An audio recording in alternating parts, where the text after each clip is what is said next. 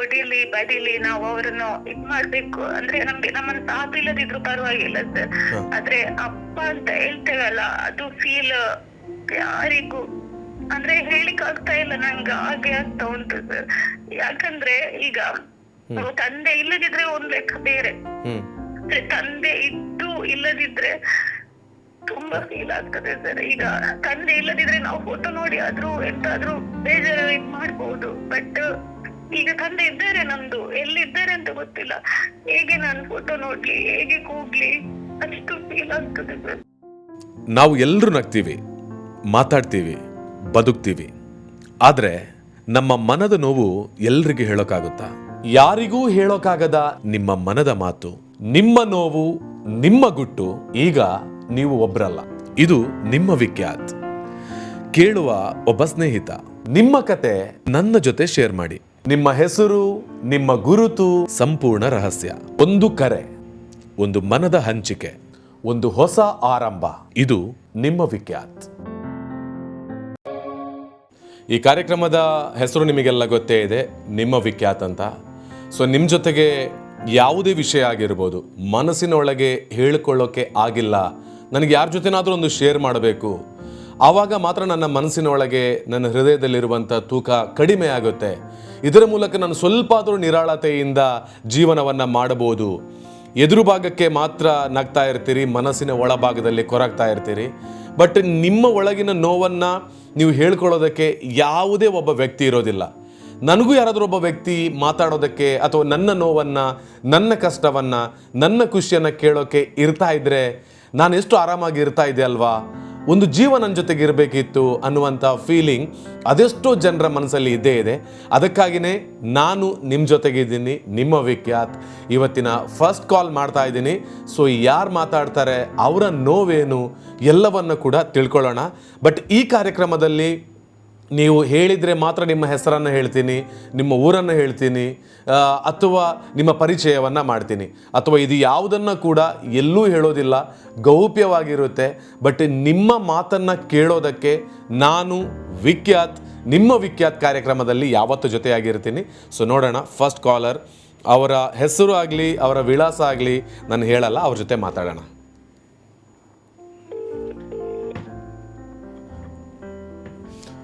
Hello, ನಮಸ್ತೆ madam. ನಮಸ್ತೆ sir. Okay, ಹೇಗಿದ್ದೀರಾ? ಚೆನ್ನಾಗಿದ್ದಾರೆ. ಓಕೆ, ನಾನು ನಿಮಗೆ ಕಾಲ್ ಮಾಡಿರೋದು ನಿಮ್ಮಲ್ಲಿರುವಂಥ ಒಂದು ನೋವನ್ನು ನನ್ನ ಜೊತೆಗೆ ಹಂಚಿಕೊಳ್ಳೋದಕ್ಕೆ ಅಲ್ವಾ? ಹೌದು. ಓಕೆ, ನಿಮ್ಮ ಹೆಸರಾಗಲಿ, ನಿಮ್ಮ ವಿಳಾಸ ಆಗಲಿ, ನೀವು ಎಲ್ಲಿಯವರು, ಇದು ಯಾವುದು ನನಗೆ ಬೇಡ. ಬಟ್ ನಿಮ್ಮ ಮನಸ್ಸಲ್ಲಿ ಅಷ್ಟು ತೂಕ ಇದೆ, ನಿಮ್ಮ ಒಳಗೆ ಅಷ್ಟೊಂದು ಏನೋ ಒಂದು ನೋವಿದೆ. ಬಟ್ ಅದು ಯಾರೋ ಒಬ್ಬರ ಜೊತೆ ಹಂಚ್ಕೊಳ್ಬೇಕು, ಅದ್ರ ಮೂಲಕ ಅದಕ್ಕೆ ಸೊಲ್ಯೂಷನ್ ಸಿಗಬಹುದು ಅಂತ ಹೇಳುವಂಥ ಒಂದು ನಂಬಿಕೆ ನಿಮಗಿದೆ ಅಲ್ವಾ? ಓಕೆ, ನಿಮ್ಮ ನೋವೇನು ಮೇಡಮ್? ಏನು ನಿಮಗೆ ಹೇಳ್ಕೊಳ್ಬೇಕು ನನ್ನ ಜೊತೆಗೆ ಅಂತ ಅನ್ನಿಸ್ತು, ಅದನ್ನು ಹೇಳಿ ಮೇಡಮ್. ತಂದೆ? ಹೌದು. ಓಕೆ, ತಂದೆ ಏನಾಗಿದ್ದಾರೆ, ಎಲ್ಲಿದ್ದಾರೆ, ಏನಾಯ್ತು? ತಂದೆ ಇದ್ದಾರೆ ಸರ್. ಮೊದ್ಲು ಅಂದ್ರೆ ನಮ್ಮನ್ನು ಸಣ್ಣಗಿಂತ ನೋಡ್ಕೊಂಡು ಬಂದದ್ದು ಅಜ್ಜಿ. ಸೊ ಆಗ ನಮ್ಗೆ ಅಷ್ಟು ಫೀಲ್ ಆಗ್ತಾ ಇರ್ಲಿಲ್ಲ, ತಂದೆದ್ದು ನೆನಪಾಗ್ತಾ ಇರ್ಲಿಲ್ಲ, ಎಲ್ಲ ಅಜ್ಜಿನೇ ನೋಡ್ಕೊಳ್ತಾ ಇದ್ರು.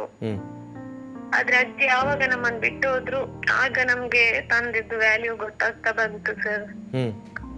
ಕುಡಿತಾ ಇದ್ರು, ಆದ್ರೆ ಮನೆ ನೋಡ್ಕೊಳ್ತಾ ಇರ್ಲಿಲ್ಲ, ಎಲ್ಲ ಓಕೆ. ಈಗ ತಂದೆ ಬೇಕು ಅಂತ ಆಗ್ತಾ ಇದೆ ನಮ್ಗೆ. ಓಕೆ, ಅವ್ರು ನಮ್ ಜೊತೆ ಒಂದು ಇರ್ಬೇಕು ಅಂತ ನಮ್ಗೆ ಅನ್ನಿಸ್ತಾ ಇದೆ. ಓಕೆ, ಇದು ವಿಷಯ ಆ್ಯಕ್ಚುಲಿ ಟಾಪಿಕ್ ನಿಮ್ಮದು. ಮೊದಲು ಅಜ್ಜಿ ನೋಡ್ಕೊಳ್ತಾ ಇದ್ರು, ಆವಾಗ ತಂದೆಯ ವ್ಯಾಲ್ಯೂ ಏನಂತ ಗೊತ್ತಿರಲಿಲ್ಲ. ಬಟ್ ಅಜ್ಜಿ ಇವಾಗ ಇಲ್ಲ, ಅವರು ತೀರಿ ಹೋಗಿದ್ದಾರೆ, ಇವಾಗ ತಂದೆ ಬೇಕು ಅಂತ ಅನ್ನಿಸ್ತಾ ಇದೆ. ಬಟ್ ಈ ತಂದೆ ಎಲ್ಲಿದ್ದಾರೆ, ಮೊದಲು ಎಲ್ಲಿದ್ರು, ಅದ್ರ ಬಗ್ಗೆ ಸ್ವಲ್ಪ ಹೇಳಿ ನನಗೆ. ಮೊದ್ಲು ಅವ್ರು ಇರ್ಲಿಲ್ಲ ಸರ್. ಅಂದ್ರೆ ನನ್ಗೆ ಬುದ್ಧಿ ಬರುವ ತನಕ ನಾವು ಅಜ್ಜಿ ಜೊತೆನೆ ಇದ್ದದಲ್ಲ, ಅಜ್ಜಿ ಮನೆಗೆ ಬರ್ತಾ ಇದ್ರು. ಹೀಗೆ ಒಂದೊಂದ್ಸಲ ಬರ್ತಾ ಇದ್ರು, 1 ಮಂತ್ ಇರ್ತಾ ಇದ್ರು, ಹೋಗ್ತಾ ಇದ್ರು. ಆಗ ನಮ್ಗೆ ಅಷ್ಟು ಒಂದು ಅವರು ಅಟ್ಯಾಚ್ಮೆಂಟ್ ನಮ್ಗೆ ಇರ್ಲಿಲ್ಲ, ಬೇಕು ಹಾಗೆ ಹೀಗೆ ಅಂತ. ಆದ್ರೆ ನನ್ನ ಅಮ್ಮ ಕೂಡ ಅಜ್ಜಿ ಮನೆಯಲ್ಲೇ ಇದ್ರು. ಅವ್ರು ಬರ್ತಾ ಇದ್ರು, ನಮ್ಮನ್ನು ನೋಡ್ತಾ ಇದ್ರು, ನಮ್ಗೆ ಹೀಗೆ ಎಂತ ತಿಂಡಿ ಎಲ್ಲ ಕೊಡ್ತಾ ಇದ್ರು, ಹೋಗ್ತಾ ಇದ್ರು. ಹೀಗೆ ಆಗ್ತಾ ಇತ್ತು, ಒಂದು 7th 10th ತನಕ ಹೀಗೆ ಆಗ್ತಾ ಇತ್ತು ನಮ್ದು. ಆಮೇಲೆ ಫಸ್ಟ್ 1 month ಇರ್ತಾ ಇದ್ರು, ಈಗ ಆಮೇಲೆ 1 year ಇರ್ತಾ ಇದ್ರು, ಆಮೇಲೆ ಹೋಗ್ತಾ ಇದ್ರು. ಆದ್ರೆ ಅವ್ರು ಹೇಳುದಿಲ್ಲ ನಮ್ಮ ಹತ್ರ ಎಲ್ಲಿ ಹೋಗ್ತಾನೆ ಏನ್ ಮಾಡ್ತಾನೆ ಎಂತ ಹೇಳುದಿಲ್ಲ, ಕೇಳಿದ್ರು ಹೇಳುದಿಲ್ಲ ಹಾಗೆ. ಆಮೇಲೆ ಈಗ 2 year ಇಂದ ಇಲ್ಲ, ಎಲ್ಲಿ ಹೋಗಿದ್ದಾರೆ ಅಂತ ಗೊತ್ತಿಲ್ಲ, ಬರ್ಲೂ ಇಲ್ಲ ಮನೆಗೆ. ಇಲ್ಲಾದ್ರೆ 1 year ಅಲ್ಲಿ ಬಂದು ಹೋಗ್ತಾ ಇದ್ರು, ಈಗ ಬರ್ಲಿಲ್ಲ ಸರ್. ಓಕೆ, ನಿಮ್ಮ ತಂದೆ ನೀವು ತುಂಬ ಮಿಸ್ ಮಾಡ್ಕೊಳ್ತಾ ಇದ್ದೀರಿ. ಅದಕ್ಕೆ ನಿಮ್ಮ ವಾಯ್ಸನ್ನು ನಿಮ್ಮ ತಂದೆ ಇವಾಗದ ಡಿಜಿಟಲ್ ಯುಗದಲ್ಲಿ ನಿಮ್ಮ ವಾಯ್ಸನ್ನು ಕೇಳಿದರೆ ನಿಮ್ಮ ತಂದೆ ಎಲ್ಲಿದ್ದರೂ ಕೂಡ ಬಂದು ನಿಮ್ಮನ್ನು ಮತ್ತೆ ಮೀಟ್ ಆಗಬೇಕು, ನಿಮ್ಮ ಜೊತೆ ಮಾತಾಡಬೇಕು. ತಂದೆ ನಿಮ್ಮ ಜೊತೆಗೆ ಇಲ್ಲದಿರುವಂಥ ಆ ಒಂದು ಲೋನ್ಲಿನೆಸ್ ಏನು ಆ ಒಂಟಿತನ ಕಾಡ್ತಾ ಇದೆ ಅದನ್ನು ಅವ್ರು ಮತ್ತೆ ಬಂದು ತುಂಬಬೇಕು ಅಂತ ಹೇಳ್ತಾ ಇದ್ದೀರಿ. ಹೌದು ಸರ್, ಅಂದ್ರೆ ನಮ್ಗೆ ಹೊಡಿಲಿ ಬಡಿಲಿ ನಾವು ಅವರನ್ನು ಇದ್ ಮಾಡ್ಬೇಕು. ಅಂದ್ರೆ ನಮ್ಗೆ ನಮ್ಮನ್ನ ಸಾಕು ಇಲ್ಲದಿದ್ರು ಪರವಾಗಿಲ್ಲ ಸರ್, ಆದ್ರೆ ಅಪ್ಪ ಅಂತ ಹೇಳ್ತೇವಲ್ಲ ಅದು ಫೀಲ್ ಯಾರಿಗೂ ಅಂದ್ರೆ ಹೇಳಿಕ್ ಆಗ್ತಾ ಇಲ್ಲ, ನಂಗೆ ಹಾಗೆ ಆಗ್ತಾ ಉಂಟು ಸರ್. ಯಾಕಂದ್ರೆ ಈಗ ತಂದೆ ಇಲ್ಲದಿದ್ರೆ ಒಂದ್ ಲೆಕ್ಕ ಬೇರೆ, ತಂದೆ ಇದ್ದು ಇಲ್ಲದಿದ್ರೆ ತುಂಬಾ ಫೀಲ್ ಆಗ್ತದೆ ಸರ್. ಈಗ ತಂದೆ ಇಲ್ಲದಿದ್ರೆ ನಾವು ಫೋಟೋ ನೋಡಿ ಆದ್ರೂ ಎಂತಾದ್ರೂ ಬೇಜಾರು ಇದ್ ಮಾಡ್ಬಹುದು, ಬಟ್ ಈಗ ತಂದೆ ಇದ್ದಾರೆ, ನಮ್ದು ಎಲ್ಲಿದ್ದಾರೆ ಅಂತ ಗೊತ್ತಿಲ್ಲ. ಹೇಗೆ ನಾನು ಫೋಟೋ ನೋಡ್ಲಿ, ಹೇಗೆ ಕೂಗ್ಲಿ, ಅಷ್ಟು ಫೀಲ್ ಆಗ್ತದೆ ಸರ್. ಬಟ್ ನನ್ ಮತ್ತೊಂದೇನಂದ್ರೆ ಈಗ ನನ್ನ ಅಮ್ಮನಿಗೆ ಅದು ರೆಸ್ಪೆಕ್ಟ್ ಇಲ್ಲ ಸರ್, ಆ ರೆಸ್ಪೆಕ್ಟ್ ನಮ್ಗೆ ಬೇಕು. ತಂದೆ ಇಲ್ಲದಿದ್ರೆ ಅದೊಂದು ಬೇರೆ. ಈಗ ಅವರ ಕುತ್ತಿಗೆಯಲ್ಲಿ ಕರೆ ಮಾಡಿದ್ದು ತಂದೆ ಜೊತೆಯಲ್ಲಿಲ್ಲ ಅಂತ ಹೇಗೆ ಹೇಳುದು ಅಲ್ವಾ? ಎಲ್ಲರ ಹತ್ರ ನಮ್ಗೆ ಆಗ್ತಾ ಇಲ್ಲ ಸರ್ ಅದು ತೋರಿಸ್ಲಿಕ್ಕೆ. ಓಕೆ, ನಿಮ್ಮ ಫೀಲ್ ನನಗೆ ಅರ್ಥ ಆಗ್ತದೆ. ಒಂದು ಹೆಣ್ಮಗಳ ಜೀವನದಲ್ಲಿ ಒಬ್ಬ ತಂದೆ ಅನ್ನುವಂಥ ಒಂದು ವ್ಯಕ್ತಿ ಎಷ್ಟು ಪ್ರಾಮುಖ್ಯ ಆಗಿರ್ತಾರೆ. ತುಂಬಾ ನನ್ಗೆ ಅಂದ್ರೆ ತಂದೆ ಇದ್ದವರನ್ನು ನೋಡುವಾಗ ತುಂಬಾ ಇದಾಗ್ತದೆ ಸರ್. ಈಗ ಟೆಂಪಲ್ಗೆ ಹೋಗಿ ಎಲ್ಲೇ ಹೋಗಿ ಎಷ್ಟು ಪ್ರೀತಿ ಮಾಡ್ತಾರೆ, ಆ ಪ್ರೀತಿ ನಾನು ನೋಡ್ಲಿಲ್ಲ ಸರ್, ನಂಗೆ ಅದು ಫೀಲ್ ಬೇಕು. ಓಕೆ, ಆದರೆ ಮೊದಲೆಲ್ಲ ಅವರು 1 ವರ್ಷ 2 ವರ್ಷ ಹೀಗೆಲ್ಲ ಬರ್ತಾ ಇದ್ರು ಅಲ್ವಾ, ಬಂದು ನೋಡಿ ಹೋಗ್ತಾ ಇದ್ರು. ಇವಾಗ ಮತ್ತೆ ನಿಮ್ಮನ್ನ ಬಂದು ನೋಡದೆ ಹೋಗಿ ಎಷ್ಟು ವರ್ಷ ಆಯ್ತು ಇವಾಗ? 2 ವರ್ಷ ಆಯ್ತು. 2 ವರ್ಷ ಆಯ್ತು. ನೀವು ಹುಡುಕಿದ್ದೀರಾ ಎಲ್ಲಾದ್ರೂ? ನಾವು ಹುಡುಕಿದ್ದೇವೆ, ಅಂದ್ರೆ ಫ್ಯಾಮಿಲಿಗೆ ಅಂದ್ರೆ ಅವ್ರು ಬಾರ್ ಅಲ್ಲಿ ಕೆಲಸ ಮಾಡುದು ಸರ್, ಬಾರ್ ವೇಟರ್ ಆಗಿ ಕೆಲಸ ಮಾಡುದು. ಅಂದ್ರೆ ಅವರು ಸ್ಯಾಲ್ರಿ ತಗೊಳ್ತಾ ಇರ್ಲಿಲ್ಲ ಅಂತ ಹೇಳ್ತಾ ಇದ್ರು ಮೊದ್ಲು, ಅವರಿಗೆ ಕುಡಿಲಿಕ್ಕೆ ಕೊಟ್ರೆ ಸಾಕು ಅಂತ ಹಾಗೆ ಇದ್ರು ಅಂತ. ಓಕೆ, ಬಟ್ ಅವರು ಎಜುಕೇಟೆಡ್ ಕೂಡ, ತುಂಬಾ ನಾಲೆಜ್ ಕೂಡ ಇದೆ ಅವರಿಗೆ. ಓಕೆ, ಇವಾಗ ನಿಮ್ಮ ಒಳಗೆ ನಿಮ್ಮ ತಂದೆನ ನೀವು ನೋಡಬೇಕು ಅಂತ ಹೇಳುವಂಥ ಈ ಫೀಲ್ ನಿಮಗೆ ಆಗ್ತಾ ಇದೆಯಲ್ಲ, ಅವರಿಗೂ ಕೂಡ ಅದೇ ಇವಾಗ ಆಗ್ತಾ ಇರ್ಬೋದು ಅಂತ ಹೇಳೋದು ನನ್ನ ಭಾವನೆ. ನನ್ನ ಮಗಳನ್ನು ನೋಡಬೇಕು, ಈ ಕಾಡುವಿಕೆ, ಈ ನೋವು, ಒಳಗಿನ ನೋವು ನಿಮಗೆ ಎಷ್ಟು ಬರ್ತಾ ಇದೆಯೋ ನಿಮ್ಮ ತಂದೆಗೂ ಕೂಡ ಆ ಕಡೆಯಿಂದ ಅದೇ ನೋವು ಬರ್ತಾ ಇದ್ದು ನಿಮ್ಮನ್ನು ಖಂಡಿತವಾಗ್ಲೂ ನೋಡಲಿಕ್ಕೆ ಬರ್ತಾರೆ ಅಂತ ಹೇಳುವಂಥ ಹೋಪ್ ನನ್ನ ಜೊತೆಗಿದೆ. ನಿಮಗೆ ಮತ್ತೊಂದು ವಿಷಯ ಗೊತ್ತಾ, ಇವಾಗ ನಾನು ಯಾರನ್ನಾದರೂ ತುಂಬ ಇವಾಗ ಅವ್ರನ್ನ ನೆನಪು ಮಾಡ್ತಾ ಇದ್ದರೆ ಆ ಕಡೆಯಿಂದ ಅವರಿಗೂ ಕೂಡ ನನ್ನ ನೆನಪಾಗ್ತಾ ಇರುತ್ತಂತೆ. ಸೊ ಇದು ಆಗ್ತಾ ಇದ್ದಾಗ ಮಾತ್ರ ಒಬ್ಬರಿಗೆ ಮತ್ತೊಬ್ಬರ ನೆನಪಾಗೋದಕ್ಕೆ ಸಾಧ್ಯ. ನಾವು ತುಂಬ ಯಾರನ್ನು ಮಿಸ್ ಮಾಡ್ತಾ ಇರ್ತೀವಿ ನೋಡಿ, ಅದು 2 ಕಡೆಗಳಿಗೂ ಕೂಡ ಆದಾಗ ಅದು ನನಗೆ ಅವ್ರ ನೆನಪಾಗುತ್ತೆ, ಅವ್ರಿಗೆ ನಮ್ಮ ನೆನಪಾಗುತ್ತೆ. ಸೊ ಖಂಡಿತವಾಗ್ಲೂ ನಿಮ್ಮ ತಂದೆ ಬರ್ತಾರೆ ಅಂತ ಹೇಳೋದೇ ನನ್ನ ಭಾವನೆ. ಇವಾಗ ನೋಡಿ, ಅವರ ಹೆಸರು ಹೇಳಿಲ್ಲ, ನಿಮ್ಮ ಹೆಸರು ಹೇಳಿಲ್ಲ, ಊರು ಹೇಳಿಲ್ಲ, ಬಟ್ ಈ ಫೀಲಿಂಗ್ ಇವತ್ತು ನೀವು ಶೇರ್ ಮಾಡ್ಕೊಂಡ್ರಿ ನೋಡಿ, ನಿಮ್ಮ ಒಳಗಿದ್ದಂಥ ನೋವಿದೆಯಲ್ಲ ಅದನ್ನು ಶೇರ್ ಮಾಡ್ಕೊಂಡ್ರಿ ನೋಡಿ, ತಂದೆ ಬೇಕು ಅಂತ ಹೇಳೋದು ಅವರಿಗೂ ಕೂಡ ಅದು ತಲುಪುತ್ತೆ. ಅವರು ಯಾರಾದರೂ ಅವರಿಗೆ ಈ ವಿಡಿಯೋನ ಅಥವಾ ನೀವು ಮಾತಾಡಿರೋ ಮಾತನ್ನು ಕೇಳಿಸಿ ನಿಮ್ಮ ತಂದೆ ಬಂದು ನಿಮ್ಮನ್ನು 1 week ಒಳಗೆ ಮೀಟ್ ಆದರೆ ಎಷ್ಟು ಖುಷಿ ಆಗ್ತೀರಿ ನೀವು? ಖುಷಿ ಆಗ್ತದೆ ಸರ್, ನಿಮ್ಗೆ ಎಷ್ಟು ಥ್ಯಾಂಕ್ಸ್ ಹೇಳಿದ್ರು ಸಾಕಾಗಿಲ್ಲ ನಿಜ. ನಂಗೆ ಅಂದ್ರೆ ನಾನು ಹುಡುಕ್ಲಿ ಸರ್, ನಂಗೆ ಹೋಗ್ಲಿಕ್ಕೆ ಆಗಲ್ಲ, ಎಲ್ಲೂ ಹುಡುಕ್ಲಿಕ್ಕೆ ಆಗಲ್ಲ. ನಾನು ಹೇಗೆ ಹುಡುಕ್ಲಿ ಅಂತ ಇಲ್ಲೇ ಇದ್ದೇನೆ. ಅಂದ್ರೆ ಮನೆನೂ ನೋಡ್ಕೊಳ್ಬೇಕು, ಇಲ್ಲಿ ಕೆಲ್ಸಕ್ಕೂ ಹೋಗ್ಬೇಕು, ಟೈಮೇ ಸಿಗ್ತಾ ಇಲ್ಲ ಸರ್ ನಂಗೆ. ಈಗ ನೀವೇ ಹೇಳಿ, ನಾವೀಗ ಬಾರಿಗೆಲ್ಲ ಹೋಗಿ ಹೇಗೆ ಕೇಳ್ಲಿಕ್ಕೆ ಆಗ್ತದೆ? ಹೋಗುದಿಲ್ಲ, ಆಗಲ್ಲ ಅಲ್ವಾ? ಅದೇ ಕಷ್ಟ ಸರ್. ಅಂದ್ರೆ ಫೋಟೋ ತೋರಿಸಿ ಇದ್ ಮಾಡ್ಲಿಕ್ಕೂ ನಮ್ಗೊಂಥರ ಇದಾಗ್ತದೆ, ಮುಜುಗರ ಆಗ್ತದೆ, ಬಾರಿಗೆ ಹೇಗೆ ಹೋಗುದು ಅಂತ. ಯಾವ್ದು ಅಂದ್ರೆ ಅವ್ರದ್ದು ಫೋನ್ ಕೂಡ ಇಲ್ಲ. ಫೋನ್ ಇತ್ತು ಮೊದ್ಲು, ಫೋನ್ ಅವರು ಯೂಸ್ ಮಾಡ್ತಾ ಇದ್ರು. ರೀಸೆಂಟ್ ಆಗಿ ನಮ್ಗೆ ಅದೊಂದು ಅವರೆಲ್ಲೋ ಕುಡ್ದು ಬಿದ್ದಿದ್ರು ಅಂತ ಹೇಳಿ ಫೋನ್ ಒಬ್ರು ತಗೊಂಡು ಆಮೇಲೆ ಸ್ವಿಚ್ ಆಫ್ ಮಾಡಿದ್ದಾರೆ, ಆಮೇಲೆ ಫೋನು ಇಲ್ಲ. ಓಕೆ ಮನೆಯನ್ನು ಬಿಟ್ಟು ಮಕ್ಕಳನ್ನು ಬಿಟ್ಟು ಹೋಗಿರುವಂಥ ಅದೆಷ್ಟೋ ಮಂದಿ ವ್ಯಕ್ತಿಗಳಿಗೆ ನಾನು ಈ ಕಾರ್ಯಕ್ರಮದ ಮೂಲಕ ಇವತ್ತು ಹೇಳ್ತಾ ಇರೋದು, ನಿಮ್ಮ ಬರುವಿಕೆಗಾಗಿ, ನಿಮ್ಮನ್ನು ಒಂದು ನೋಡೋದಕ್ಕಾಗಿ, ನಿಮ್ಮ ಜೊತೆ ಕಳೆಯುವಂಥ 1-2 ನಿಮಿಷ ಸಮಯಕ್ಕೆ ಬೇಕಾಗಿ ಇಂಥ ಎಷ್ಟೋ ಜೀವಗಳು ಕಾಯ್ತಾ ಇರುತ್ತೆ ಅನ್ನೋದನ್ನು ಮಾತ್ರ ಮರಿಬೇಡಿ. ನೀವು ಎಲ್ಲೇ ಇರಿ, ನಿಮ್ಮ ಮಕ್ಕಳು ನಿಮ್ಮನ್ನು ವೆಯ್ಟ್ ಮಾಡ್ತಾ ಇರ್ತಾರೆ. ಮಿಸ್ ಮಾಡಿರುವಂಥ ತಂದೆಯನ್ನು ನೀವು ಹೊಡಿಲಿ, ಬಡಿಲಿ, ಅಥವಾ ಕುಡಿಲಿ, ಅಥವಾ ನೀವು ಕುಡಿದು ರೋಡ್ ಬದಿಯಲ್ಲೇ ಬಿದ್ಕೊಂಡಿರಿ, ಅಥವಾ ನೀವು ಅವರಿಗೆ ಏನೇ ಕೊಡೋದು ಬೇಡ, ಬಟ್ ನಿಮ್ಮ ಜೊತೆಗೆ ಕಳೆಯುವಂಥ ಒಂದು ಸಣ್ಣ ಸಮಯಕ್ಕೋಸ್ಕರ ನಿಮ್ಮ ಮಕ್ಕಳು ಕಾಯ್ತಾ ಇರ್ತಾರೆ ಅನ್ನೋದನ್ನು ಯಾವತ್ತೂ ಮರಿಬೇಡಿ ಅಂತ ನಾನು ಕೇಳ್ತಾ ಇರೋದು ಈ ಕಾರ್ಯಕ್ರಮದ ಮೂಲಕ. ಸೊ ಇವಾಗ ನಾನು ನಿಮ್ಮ ಹೆಸರು ಹೇಳ್ಬೋದು, ನಿಮ್ಮ ಊರು ಹೇಳ್ಬೋದು, ಅಥವಾ ನಿಮ್ಮ ತಂದೆ ಹೆಸರನ್ನು ಕೂಡ ಹೇಳ್ಬೋದು. ಬಟ್ ಒಂದು ವಿಚಾರ, ಈ ಮಗಳು ನಾಳೆ ಕೂಡ ಸಮಾಜದ ಮುಂದೆ ತಲೆ ಎತ್ತಿ ಹೋಗಬೇಕು. 4 ಜನ ಇದರ ಬಗ್ಗೆ ಕನಿಕರವನ್ನು ವ್ಯಕ್ತಪಡಿಸಿದರೆ ಇನ್ನೂ 4 ಜನ ಏನು ಹೇಳ್ತಾರೆ ಅಂತ ಹೇಳಿದ್ರೆ, ಓ ನಿನ್ ತಂದೆ ಹೀಗೆ ಹೋಗಿದ್ದಾರಾ ಅಂತೇಳಿ ಇವ್ರು ನಾಳೆ ಸಮಾಜದಲ್ಲಿ ಬದುಕಬೇಕಲ್ಲ. ಸೊ ಅದಕ್ಕೆ ಬೇಕಾಗಿ ಇವರ ಹೆಸರಾಗಲಿ ಇವರ ಊರಾಗಲಿ ನಾನು ತುಂಬ ಗೌಪ್ಯವಾಗಿ ಇಟ್ಟಿದ್ದೇನೆ. ಇದೊಂದು ಕನೆಕ್ಟ್ ಆಗಲಿ ಅಂತ ಹೇಳುವ ಕಾರಣದಿಂದ ಮಾತ್ರ ಮಾಡ್ತಾ ಇದ್ದೇನೆ. ಬಟ್ ಅವರ ಒಪ್ಪಿಗಿದ್ರೆ ನಾನು ಹಾಕ್ಬೋದಿತ್ತು, ಬಟ್ ನಾನು ಹಾಕಲ್ಲ. ಪಾಪ ಬೆಳೆದು ನಿಂತಿರುವಂಥ ಹೆಣ್ಮಗಳಿಗೆ ನಾಳೆ ಇನ್ಯಾರೋ ಏನೇನೋ ಹೇಳಬಾರ್ದು. ನಿನ್ನ ತಂದೆನಾ ಅಥವಾ ಮಗನಿಗೆ ಇನ್ನೇನೋ ಹೇಳಬಾರ್ದು, ಅಥವಾ ಇವರ ತಾಯಿಗೆ ಇನ್ಯಾರೋ ಏನೋ ಹೇಳಬಾರ್ದು. ಆದರೆ ಒಳಗಿನ ನೋವು ಕೇಳ್ಕೊಳ್ಳೋದಕ್ಕೆ ಯಾರೂ ಇರಲ್ಲ ಈ ಜಗತ್ತಲ್ಲಿ. ಏನಾದರೂ ನಮ್ಮ ಫೀಲಿಂಗ್ ಹೇಳ್ತೇವೆ ಅಂತ ಹೇಳಿದ್ರೆ ನಗ್ತಾರಲ್ವಾ ಮೇಡಮ್, ಏನು ಹೇಳ್ತೀರಾ? ಹೌದು, ತುಂಬಾ ಈಗ ನಗ್ತಾರೆ ಸರ್, ಯಾರು ಇದ್ ಮಾಡ್ಲಿಕ್ಕೆ ಬರುದಿಲ್ಲ. ಈಗ ನಮ್ದು ಫ್ಯಾಮಿಲಿಯಲ್ಲೇ ಹೇಳ್ತಾರೆ, ಅಂದ್ರೆ ಅಮ್ಮನಿಗೊಂದು ರೆಸ್ಪೆಕ್ಟ್ ಇಲ್ಲ ಸರ್, ನಂಗದು ಆ ರೆಸ್ಪೆಕ್ಟ್ ವಾಪಸ್ ಬೇಕು. ಅಪ್ಪ ಅಮ್ಮನನ್ನ ಚೆನ್ನಾಗಿ ನೋಡ್ಕೊಳ್ಬೇಕು, ಅಷ್ಟೇ ನಂದು ಈಗ ಮೈಂಡ್ ಸೆಟ್.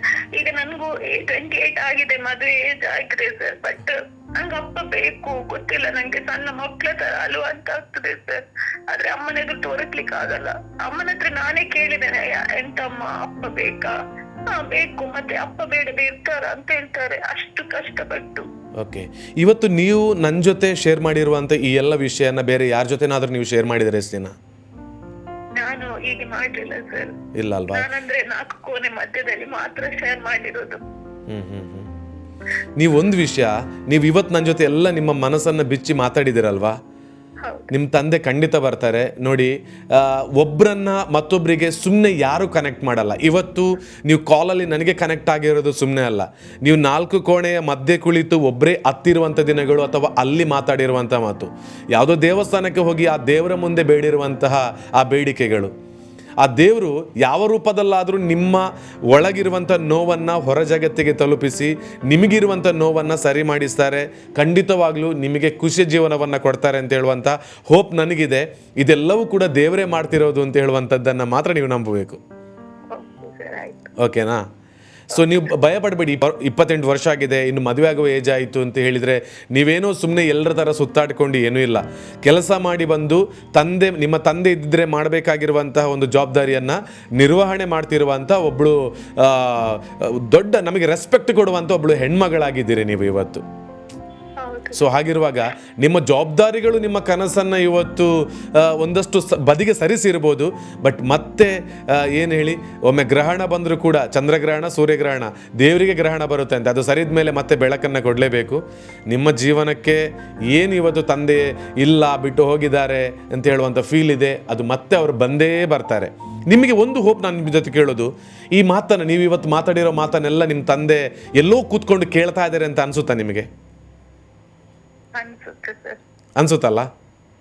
ಈ ಹೋಪ್, ಈ ಆತ್ಮವಿಶ್ವಾಸ ನಿಮ್ಮ ಜೊತೆಗೆ ಇರಲಿ. ಖಂಡಿತವಾಗ್ಲೂ ನೋಡಿ, ನೀವು ಇನ್ನೊಂದು 1 ವೀಕ್ ಬಿಟ್ಟು ನನಗೆ ಕಾಲ್ ಮಾಡ್ತೀರಿ, ನನ್ನ ತಂದೆ ಬಂದರು ಸರ್ ಅಂತ ಹೇಳ್ತೀರಿ ನೋಡಿ.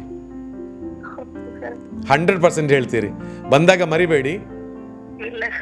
Okay okay. ಎನಿವೇ, ನಿಮಗೆ ಈ ವಿಡಿಯೋ ನೋಡ್ತಿರುವಂಥ ಎಲ್ಲರೂ ಈ ವಿಡಿಯೋನ ಶೇರ್ ಮಾಡ್ತಾರೆ. ನಿಮ್ಮ ವಾಯ್ಸ್ ನಿಮ್ಮ ತಂದೆ ಕಂಡು ಹಿಡಿಬೋದಾ? ಗೊತ್ತಿಲ್ಲ, ಅಂದ್ರೆ ಅವರು ಹೇಗೆ ಇದ್ ಮಾಡ್ತಾರೆ ಅಂತ ಗೊತ್ತಿಲ್ಲಲ್ಲ. ದಯವಿಟ್ಟು ನನಗೆ ಕಮೆಂಟ್ ಮಾಡಿ, ನಾನು ನೇರವಾಗಿ ನಿಮಗೆ ಕಾಲ್ ಮಾಡ್ತೇನೆ.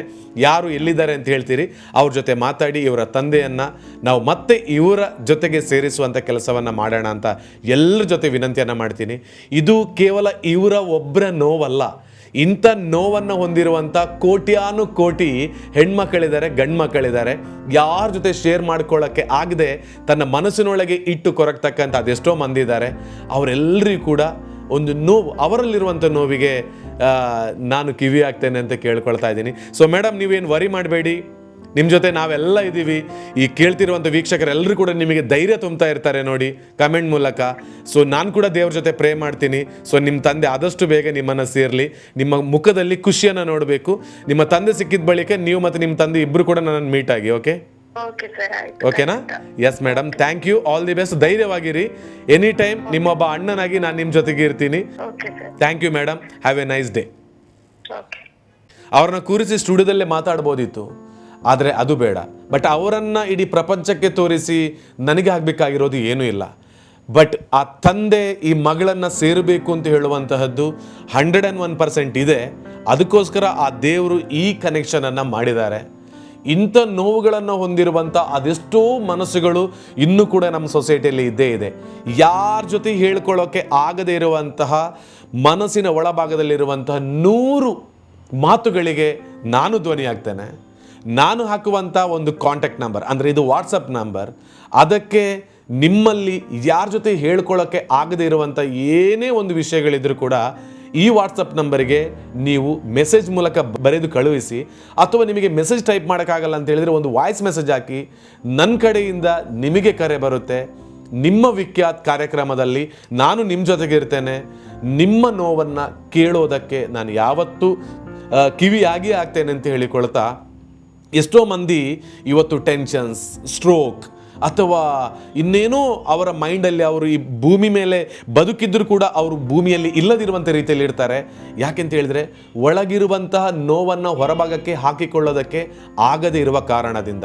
ಇಲ್ಲಿ ಯಾವುದೇ ನೋವುಗಳು ನಿಮಗೆ ಶೇರ್ ಮಾಡಬೇಕು ಅಂತ ಹೇಳಿದ್ರು ಕೂಡ ವಾಟ್ಸಪ್ ನಂಬರಿಗೆ ಒಂದು ಮೆಸೇಜನ್ನು ಮಾಡಿ. ನಿಮ್ಮ ನೋವನ್ನು ನಾನು ಕೇಳಿ ನಿಮ್ಮನ್ನು ನಿರಾಳತೆಯಲ್ಲಿ ಬದುಕುವುದಕ್ಕೆ ದೇವರ ಸಹಾಯದ ಮೂಲಕ ಸಹಕಾರಿಯಾಗಿಸುವುದಕ್ಕೆ ಪ್ರಯತ್ನಿಸ್ತೇನೆ ಅಂತ ಹೇಳಿಕೊಳ್ತಾ, ಇವತ್ತು ಕರೆ ಮಾಡಿರುವಂತಹ ನನ್ನ ಸಹೋದರಿಯ ಧ್ವನಿಯನ್ನು ಕೇಳಿದಿರಿ. ಈ ಎಪಿಸೋಡನ್ನು ಮುಕ್ತಾಯ ಮಾಡ್ತಾ ಇದ್ದೀನಿ. ಸೊ ಎಲ್ಲರೂ ಖುಷಿಯಾಗಿರಿ. ನನಗೆ ಗೊತ್ತಿದೆ ಈ ಕಾರ್ಯಕ್ರಮ ಎಷ್ಟು ಜನರಿಗೆ ರೀಚ್ ಆಗುತ್ತೆ ಇಲ್ಲ ಅಂತ.